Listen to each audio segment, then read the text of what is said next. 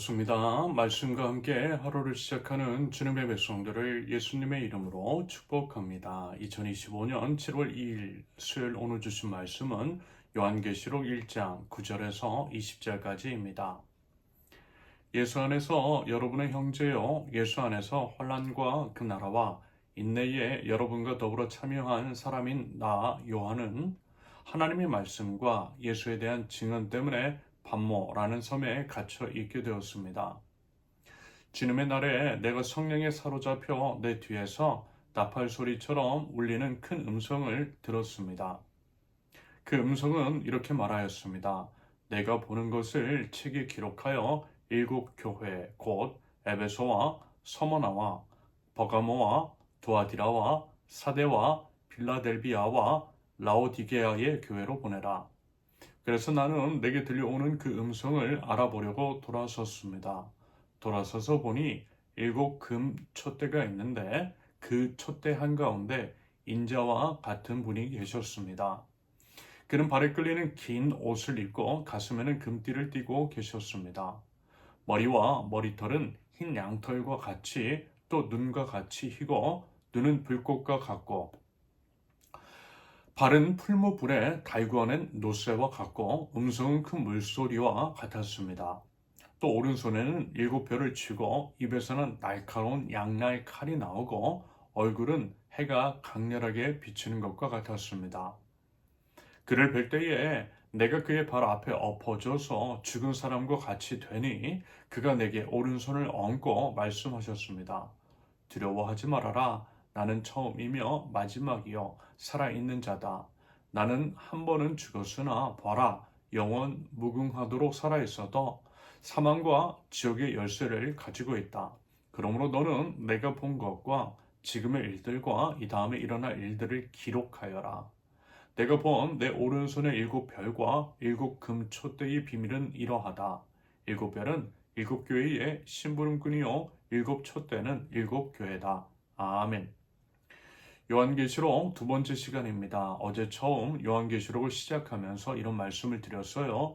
비유와 상징이 자주 등장하더라고 말입니다. 요한계시록을 해석하는 한 입장으로서 요한계시록을 이렇게 이야기하는 측면이 있어요. 그 당시는 로마인제 제국에 의해서 지배되는 시기, 그러면서 로마 제국의 질서에 항거하고 로마 제국이 하나님 나라의 가치와 원리를 거스르는 우상 사회이므로 일종의 반정부 메시지가 포함이 되어 있을 수밖에 없습니다. 그러므로 그에 대해서 이제 직설적으로 말할 수는 없었겠죠. 그보다는 비유적으로, 비유와 상징으로 이야기하는 것이 지혜일 것입니다. 말하자면 이런 이유 등으로 비유와 상징이 자주 사용되고 있는 거죠. 그 외에 설령이 로마 제국에 관한 이야기가 아니라 할지라도 미래에 관한 이야기이고 요한도 사실 모르는 것, 환상을 통해 본 것을 그대로 기술한 것이기 때문에 비유와 상징을 사용한 것일 수 있겠습니다.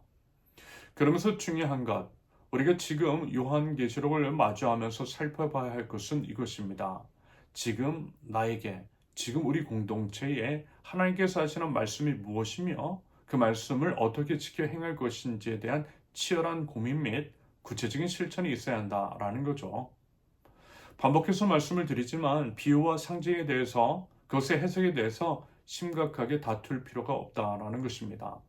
정통적인 신학 안에서 이런 해석이 있을 수도 있고 저런 해석이 있을 수도 있음을 그저 이제 참고하시면 돼요. 대신 뭐라고요? 그 말씀을 통해서 우리 개인을 비춰보고 우리 공동체와 우리 현재 속한 사회와 시대를 비춰보자라는 것입니다. 그러면서 하나님께서 우리에게 이제 명확하게 말씀하신 말씀, 이견이 없는 말씀, 예를 들면 이웃을 우리 자신과 같이 사랑하는 것을 구체적으로 이제 적용하면서 실천하면 된다라는 거죠.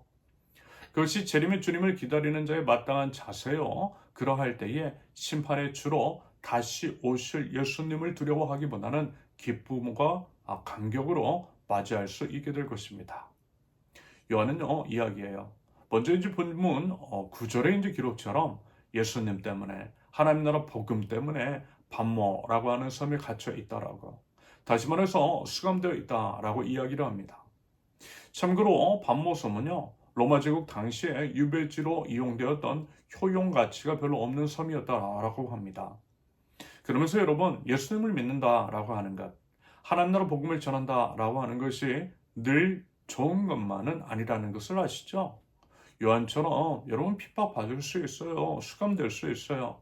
과거 우리 기독교 신앙의 초창기에 각 나라에 복음인지 전해지던 그 초기에는 거의 그랬습니다. 핍박받았어요. 엄청난 고난과 고초가 뒤따랐습니다.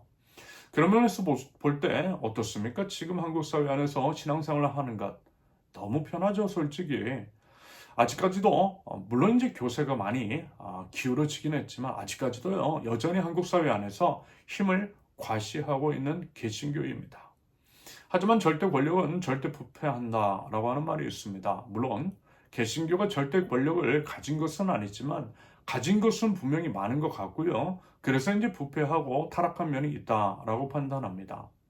그래서 지금 오히려 어때요? 약자를 보듬기보다는 혐오와 차별, 소외와 폭력을 일삼는 집단으로 변질된 면이 있더라는 거예요. 그런 식으로 사회를 어지럽히고 있어요. 누군가에게 반국가 세력이라는 프레임을 씌우는 개신교가 어쩌면요 반국가 세력일 수도 있겠다라는 생각이 들었습니다. 여러분 이게 참 아쉽고 참담하고 때로는 분노하는 지점입니다.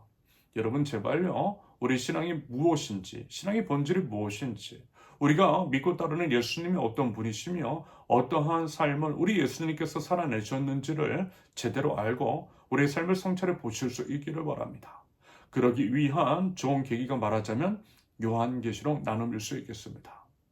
이어서 요한은 본인이 왜 이 책을 쓰고 왜 일곱 교회에 편지를 보내는지를 밝히고 있습니다. 그것은 예수님께서 지시하시기 때문이라고 하죠. 본문 19절의 기록처럼 예수님께서 지금 보여주신 것 그리고 지금과 앞으로 일어난 일들에 대해서 기록하라고 그것들을 이제 전하라고 말씀하셨대요. 그것을 우리 예수님께서 요한에게 시키셨기 때문이라고 하는 것이라고 합니다. 그러면서 요한은 예수님의 오른손에는 일곱 뼈를 쥐고 일곱 촛대 가운데에 서 계셨는데 20절에서는 일곱 별은 일곱 교회의 심부름꾼이요 일곱 촛대는 일곱 교회 즉 본문 11절에서 언급하고 있는 에베소, 서머나, 버가모, 두아디라, 사데, 빌라델비아, 라오디게야 교회라고 합니다. 그래서 이제 결국 무슨 얘기냐면 각각의 교회들에 대해서 전하실 말씀이 있다라는 것이고요. 오늘 본문 이후로 그 내용이 계속해서 펼쳐집니다. 그러면서 이제 오늘 본문에서 우리가 꼭 함께 기억하고자 하는 것은 이것입니다. 예수님을 상당히 무섭게 묘사하고 있는데요. 당연히 그렇죠. 온 우주의 왕이신데요. 여러분 우리도 지위가 높은 사람을 생각할 때 그런 두려움 혹은 무서운 이미지가 있죠. 오래전 이제 학창 시절에 선생님 바라볼 때 그랬어요. 물론 지금은 교권이 추락해서 그런 면이 없는 것 같아 보이지만 저 때만 하더라도 그랬습니다. 선생님 무서웠어요. 말하자면 그런 느낌이 아닐까라는 생각이 듭니다. 다만 그 무서움이라고 하는 것이 무슨 모습이 무섭게 생기셨다라기보다는 일종의 경외감, 위험, 이제 그런 것 때문이겠죠. 무엇보다 우리 주님, 여러분 우리는 예수님 무서워할 필요가 없지요. 왜냐하면 우리는 주님의 자녀이기 때문입니다. 죄 지은 사람이나 예수님을 믿지 않는 자들이나 무서워할 뿐인 거죠. 아무튼 예수님께서 이렇게 자신을 말씀하세요. 본문 18절에서 살아있는 자라고 한 번은 죽었으나 영원 무궁하도록 살아계신 분이라고 말입니다. 예수님의 십자가 죽으심과 부활하심을 말씀하시는 것이겠죠. 그런다고 할 때 우리는 우리의 믿음이 무엇인지를 확인하게 됩니다. 그게 뭐냐면 우리 예수님처럼 사망 권세 이기신 우리 예수님처럼요. 우리도 죽어도 결국 다시 살아나게 될 것이라는 것입니다.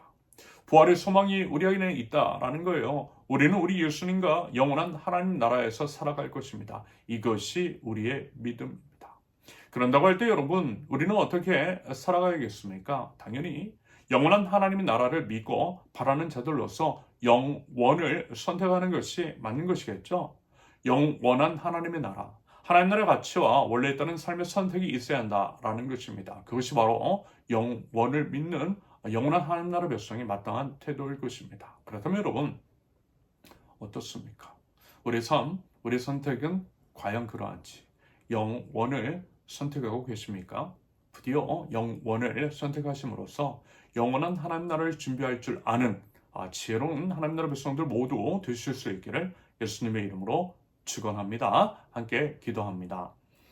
영원한 하나님 나라를 바라는 자들로서 영원한 것을 위해 영원하지 않은 것을 기꺼이 포기할 줄 아는 믿음과 용기를 주님 허락하여 주시옵소서. 신앙인으로서 마땅한 삶이 무엇인지를 말씀을 통해서 고민하고 내주하시는 성령님의 이끄심에 순종하는 삶을 살아갈 때에 하나님의 선하심이 저희를 통해서 드러나고 하나님의 나라가 주님의 백성을 통해 이 땅 위에 세워질 수 있도록 주님 인도하여 주시옵소서. 예수님의 이름으로 기도합니다. 아멘. 하나님께서 오늘 주신 말씀과 각자의 기도 제목을 놓고 우리 잠시 기도합니다.